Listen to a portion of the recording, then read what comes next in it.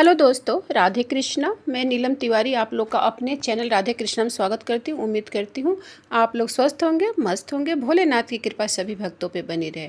तो चलिए पूजा से संबंधित कुछ बातों को जानते हैं। अगर ये छोटी छोटी गलतियाँ हम करते हैं तो हम लोग का पूजा पाठ सफल नहीं होता है, असफलता ही प्राप्त होती है। तो पूजा से कुछ संबंधित बातों पे हम लोग गौर देते हैं और बात करते हैं चीज़ का। घर में सेवा पूजा करने वाले जन भगवान से एक अधिक स्वरूप की सेवा कर सकते हैं। घर में 2 शिवलिंग की पूजा न करें तथा पूजा स्थल पर 3 गणेश जी की न रखें। शालिग्राम की बटिया जितने शालिग्राम छोटे होंगे उतने ही फलदायक होंगे। कुशा पवित्री के अभाव में स्वर्ण की अंगूठी धारण करके ही देव कार्य संपन्न किया जा सकता है। मंगल कार्यों में कुमकुम का तिलक प्रशस्त माना जाता है। पूजा में टूटे हुए अक्षत को न चढ़ाएं। पानी में दूध, दही, घी आदि में उंगली न डालें। इन्हें लोटा, चम्मच आदि से लेना चाहिए क्योंकि यह नख स्पर्श से वस्तु अपवित्र हो जाती हैं और यह वस्तु देव पूजा के योग्य नहीं है।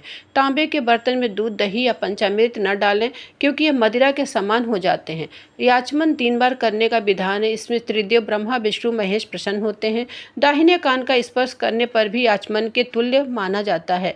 कुशा के अभाव में देवताओं पर जल नहीं छिड़कें। देवताओं को अंगूठे से न मलें। चकले पर चंदन कभी नहीं लगाएं। उन्हें छोटी कटोरी या बाईं हथेली पर रख के ही भगवान को लगाना चाहिए। पुष्पों को बाल्टी, लोटा जल में डालकर फिर निकालकर नहीं चढ़ाना चाहिए। पुष्प बिना धुले चढ़ाए जाते हैं। श्री भगवान के चरणों की 4 बार, नाभि की 2 बार, मुख की 1 बार या 3 बार आरती उतार कर समस्त अंगों की 7 बार आरती करें। श्री भगवान की आरती समय अनुसार जो घंटा, नगाड़ा, झाझा, थाली, घटाड़ा, शंख आदि बजाते हुए ध्वनि से आसपास के वायुमंडल कीटाणु युक्त हो जाता तथा नाद ब्रह्म तथा नाद के समय स्वर से प्रतिध्वनि असीम भक्त शक्ति होती है। लोहे के पात्र से भगवान को नैवेद्य अर्पण न करें। हवन में अग्नि प्रज्वलित होने पर ही आहुति दें। समिधा अंगूठे से अधिक मोटी नहीं होनी चाहिए तथा 10 उंगली लंबी होनी चाहिए। छाल रहित तथा कीड़े लगी हुई समिधा का यज्ञ कार्य में वर्जित है। मेरू माला या मेरू का लंघन करके माला जाप नहीं करना चाहिए। माला को अनामिका तीसरी उंगली पर रखकर मध्यमा दूसरी उंगली से जपना चाहिए। जप करते समय सिर पर हाथ या वस्त्र नहीं रखें। तिलक कराते समय सर पर हाथ या वस्त्र को अवश्य रखें। माला का पूजन करके ही जप करना चाहिए। ब्राह्मण या को द्विजाति को स्नान के बाद तिलक अवश्य लगाना चाहिए। जप करते हुए जल में स्थिर व्यक्ति दौड़ते हुए शमशान से लौटे हुए व्यक्ति को नमस्कार करना वर्जित है। बिना नमस्कार किए आशीर्वाद देना वर्जित है।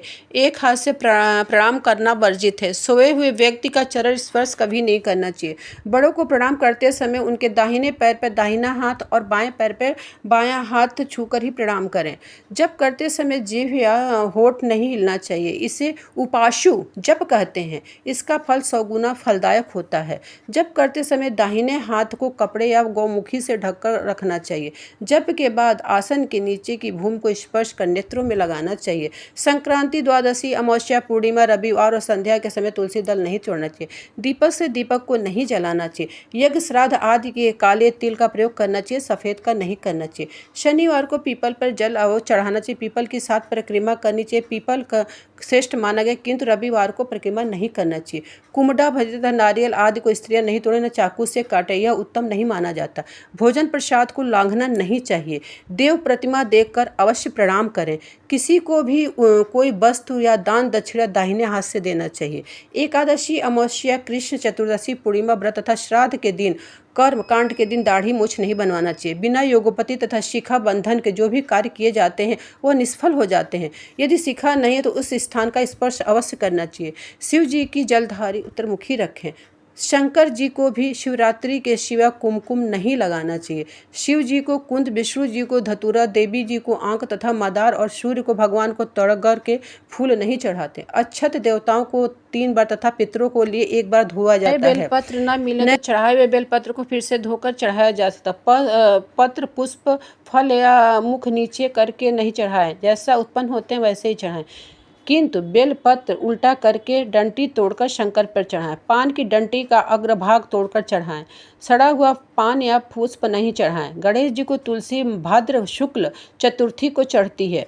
5 रात्रि तक कमल का फूल बासी नहीं होता। 10 रात्रि तक तुलसी दल बासी नहीं होती। सभी धार्मिक कार्यों में पत्नी का दाहिनी भाग में बैठकर धार्मिक क्रियाएं संपन्न करनी चाहिए। पूजन करने वाला ललाट पर तिलक अवश्य लगाकर पूजा करे। बैठ के बाईं ओर घंटा धूप तथा दाहिनी ओर जलपात तथा पूजन के सामने घी का दीपक अपनी बाईं ओर तथा देवताओं की ओर दाईं ओर जगाएं और चावल पर रख के ही दीप का प्रज्वलित करना चाहिए। प्रार्थना करें, हे भगवान मेरे सभी कार्यों को पूर्ण करें। जय श्री राधे राधे। भगवान, इस तरह आप लोग को पूजा पाठ करना चाहिए। छोटी छोटी त्रुटियां जो होती हैं बहुत बड़ी त्रुटि हो जाती हैं। राधे राधे जी।